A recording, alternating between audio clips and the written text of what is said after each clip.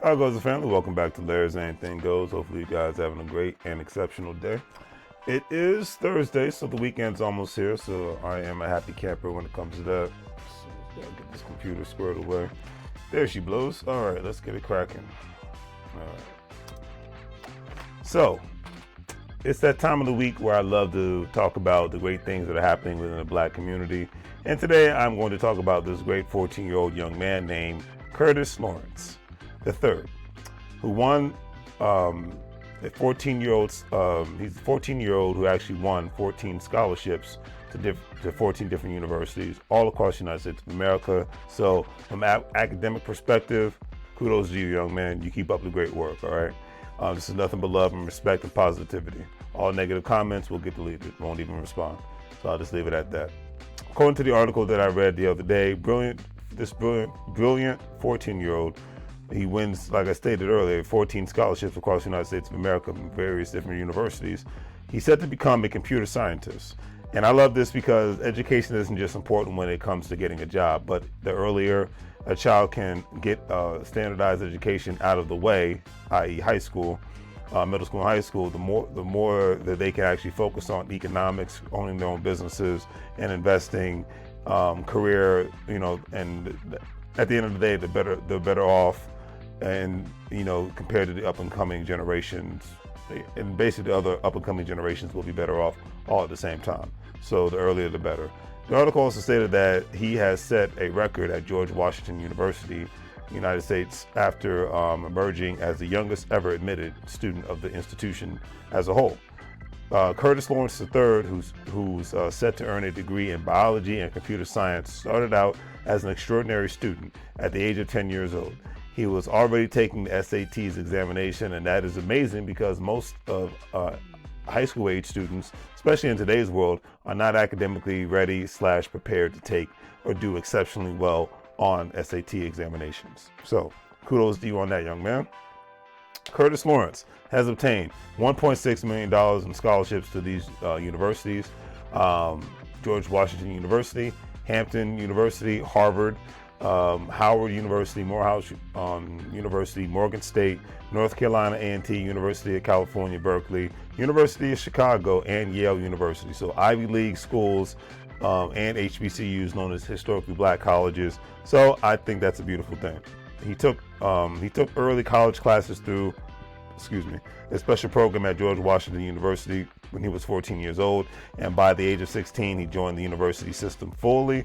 According to the George Washington University Court, Curtis Lawrence III is the youngest undergraduate in the school's history, and I hope that he doesn't just continue to excel in his academic career, but I hope that he takes businesses and investment classes at other online institutions and universities in order for him to become an economic powerhouse, not just become a great employee.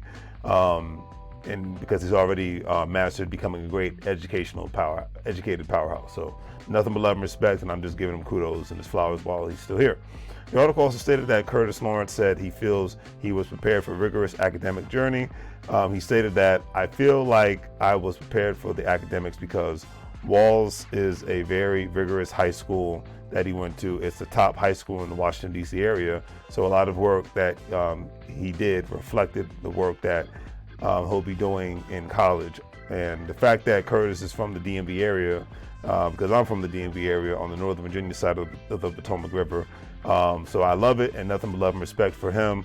He also explained that after getting a scholarship and admission offers from 14 universities, he decided to choose George Washington University because he wanted to feel the HBCU experience, which is a beautiful thing all at the same time. Because I always say, who you spend your money with, who you bank with, who you make economic decisions with, holds way more power than who you vote for in a capitalistic society. Just keep that in mind. True respect, because our youth needs to experience going to a university where everybody looks like them at the same time and get that sense of self. Because being proud of your background and your race doesn't make you a racist. It just makes you being proud. I know people who are proud: Italian Americans, Jewish Americans, Latino Americans, Irish Americans, Asian Americans, Middle Easterners, people who come from the black diaspora, from Africa to the Caribbean. Even people that come from those diasporas, they live in Canada and Europe, Australia. So there's nothing wrong with being being proud of your race, as long as you're not trying to demonize others. That's one thing I always got to put down. And because I have a friend of mine, he talks about his on his dad's side, he's Italian, his mother's side is Irish. So and he did 23andMe, and he found out his ancestral towns that his ancestors came from during the migration from Europe to America. And I told him, yeah, I did the same thing with AfricanAncestry.com, and I found out that my DNA traces back to Cameroon and Equatorial Guinea, two Western African countries. And the beautiful thing is, when I look at the geography of those specific countries, it actually mirrors Southern California and Northern California, well, California as a whole, and parts of Arizona all at the same time. So it's a beautiful thing.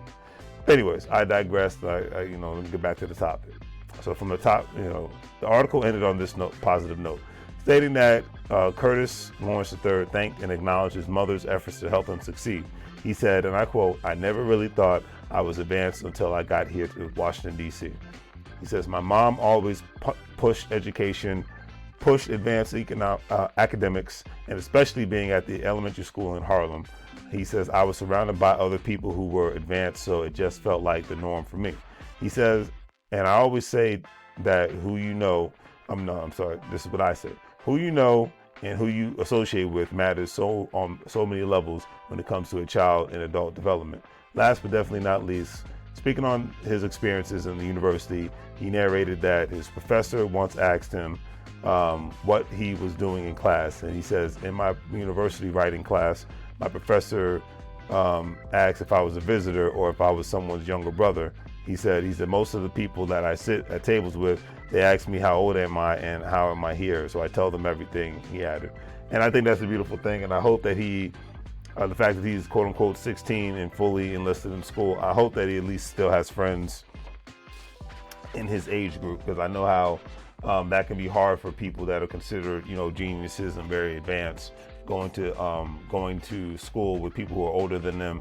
And a lot of times from a social aspect, it affects them. Great example, if you've ever seen the show Young Sheldon, which was a spinoff from The Big Bang Theory, it shows how a young man, a young boy who was very gifted from an academic perspective, basically tested out of elementary school and tested out of middle school and was able to go to high school.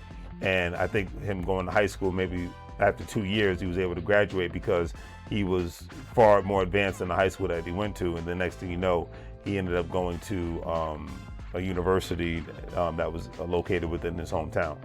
So, but the moral of the story is he went to the university, and I believe he was only like 11 or 12 years old. But the problem was he didn't have any friends at the university, because he made one friend in high school, but then when he went to the university, he didn't have any friends. He was really just hanging out with people men who were old enough to be his grandfather, because there was nobody there his age. And because he had an antisocial personality, it just made it harder for him to make friends. So, and as much as I can be, introvert at the end of the day, I think having at least one good friend, somebody to talk to, whether you're male or female, is just healthy all at the same time. So I'll leave it at that. On that note, family, do the great free things, like, share, and subscribe. Hopefully you guys enjoyed this video. Let me know in the comment section. Give this young man some credit. Let me go back. Give this young man, Curtis Lawrence III, some credit. Doing great things in the DMV area. Nothing but love and respect for him. Don't forget to check out my online store. We sell a variety of products via our Shopify store. Get some products, get some Larry's Anything Goes merchandise, go from there. If you're a stock market investor, crypto investor, individual retirement account investor, don't forget to check out WEBULL, Stash, AcornsCrypto.com. All those platforms, you'll be able to make some money moves, and with WEBULL, you get some free stocks. We're part of the GS Partners. We not only have the opportunity to buy crypto and non-fungible tokens known as NFTs, but you'll be able to refer others to do the same thing, get a profit every time you make those purchases, all right? On that note, as I always say, you can't get fired if you own the company. It's 2023, going into 2024. It's time for you to own something. So as I always say, make money moves, or you're going to live like a fool. Take care, and I greatly appreciate all of my new subscribers. Take care.